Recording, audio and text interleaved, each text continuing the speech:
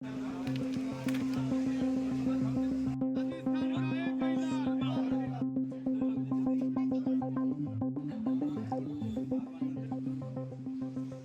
से आ जाएगी। सचिन पायलट का आज जन्मदिन है और दौसा में इसे धूमधाम से मनाया जा रहा है। कुछ लोग गायों को चारा खिला रहे हैं, गुड़ खिला रहे हैं, तो ब्लड डोनेशन भी यहाँ किया जा रहा है। सबसे पहले हमारे साथ में जी.आर. खटाना जी हैं, इनसे सीधी बात करेंगे। सर, आज सचिन पायलट का जन्मदिन है, दौसा उनकी कर्मस्थली भी रही है और यहाँ धूमधाम से भी मनाया जा रहा है। देखिए, यहाँ 2 जगह ब्लड डोनेशन हो रहा है और जिले में 20 जगह गायों को चारा खिला रहे हैं और खासतौर से डिस्ट्रिक्ट हेडक्वार्टर के ऊपर आज हमने गायों को चारा खिलाने का, गुड़ खिलाने का ये सब कार्यक्रम रखा है और बहुत अच्छी तरह धूमधाम से हम लोग सचिन पायलट जी के 47वें जन्मदिन को मना रहे हैं। आप उनके साथ रहे, उनका जन्म भी देखा है और उनका जो राजनीति है उनको भी देखा है। कर्मस्थली भी यहाँ राजेश पायलट, रमा पायलट और सचिन पायलट, किस तरह के देखते हैं? देखिए, ये चाहे कहीं भी रहे हों, लेकिन सचिन पायलट जी हमेशा, जब भी उनसे आप बात करेंगे तो उनको वो हमेशा ये बात करते हैं कि दौसा ही मेरे को एक ऐसी जगह लगती है जहाँ मुझे लगता है कि ये मेरा खुद का स्थान है, खुद की जगह है, खुद की, और यही दौसा को ही वो अपना घर मानते हैं। कोई ऐसी चीज या ऐसी कोई बात है जो बचपन में आपको आज तक याद हुई हो, बचपन की? ऐसी कोई चीज़ अब तुरंत तो क्या याद आएगी, पर मैं आपको ये बता सकता हूँ कि दौसा को वो अपना कर्मस्थली तो है ही, पर वो दौसा को सबसे ज़्यादा राजस्थान में या पूरे देश में दौसा को ही सबसे ज़्यादा महत्व देते हैं।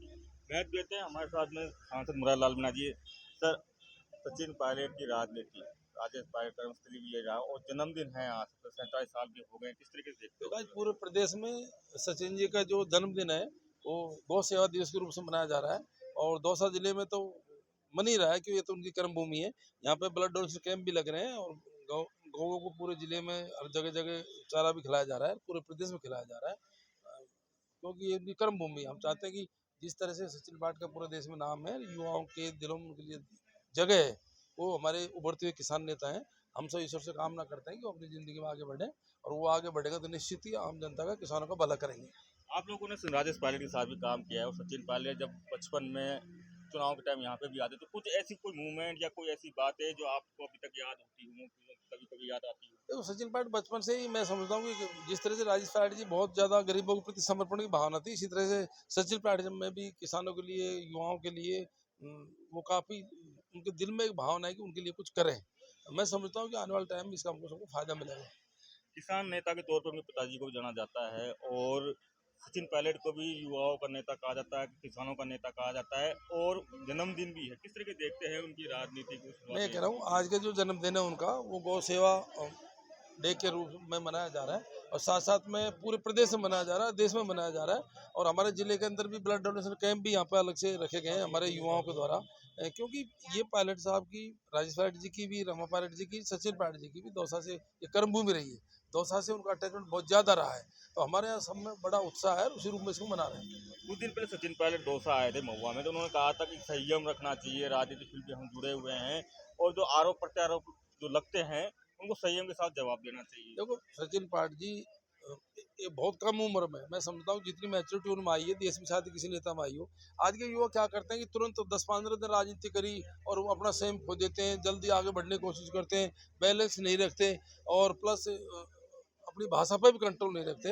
उनका कहने का मतलब यह था कि जो आदमी धैर्य रखेगा, जिंदगी में बैलेंस रखेगा, अपनी जबान पर कंट्रोल रखेगा और ऑटोमेटिकली समाज में और जनता में उसके लिए जगह बढ़ जाती है। तो मैं समझता हूँ कि उनके जो कहे हुए वाक्य हैं उनको युवाओं को ग्रहण करना चाहिए। आज का युवा बहुत तेजी में रहता है, बहुत जोश में रहता है, जल्दी जल्दी चाहता है कि वो एमपी बन जाए, प्रधान बन जाए, एमएलए बन जाए, ये बन जाए। तो उनका कहने का मतलब ये होता है कि सब लोगों को पेशेंस रखना चाहिए, जो अच्छा कार्य करता होगा उसे एक दिन जरूर टाइम में उसको मौका मिलता है।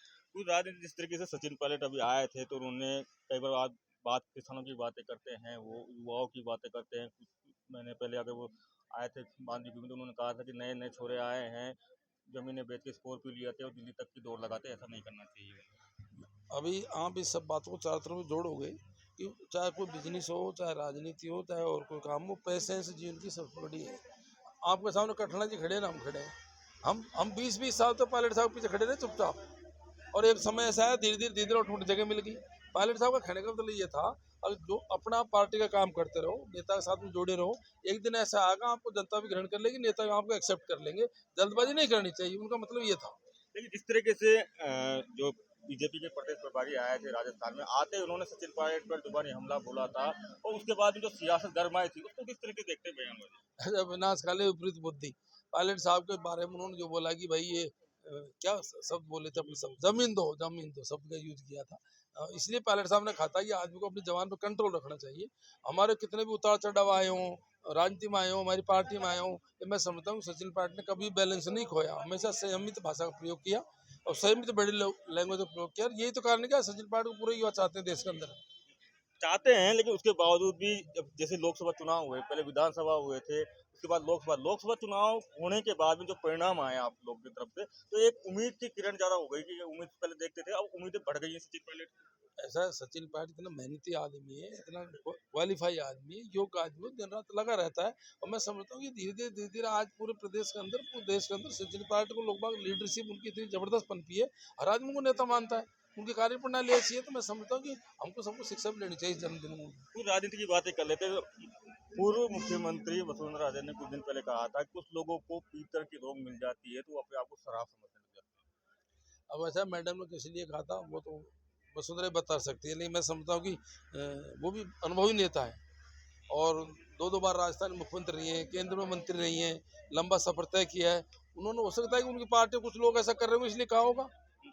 लेकिन उसके बावजूद भी कुछ विधायक हैं बीजेपी के जो आजकल मंत्रियों पर टिप्पणी कर रहे हैं कि हमारी सुनी नहीं जा रही है, जैसे खर्रा मंत्री हो गए, फिर किरोड़लाल मीणा जाते हैं तो उन्होंने कहा कि मैं काम की बात करूंगा, उसके अलावा कोई भी नाराज हो जाए। ऐसा बीजेपी की जब से सरकार बनी है 10 महीने से, इन्होंने उन विधायकों का कहना बिल्कुल ठीक है, बीजेपी के मंत्री किसी के काम नहीं कर रहे। जब विधायकों की स्थिति ये है, विधायकों के बेचारे काम नहीं हो रहे, विधायकों को मंत्री मिलते नहीं है, तो आम जनता को क्या भला करेंगे? इसलिए तो पूरी जनता परेशान है। आज चुनाव करो तो कांग्रेस 1.5 सीट लेके जाएगी इस प्रदेश के अंदर।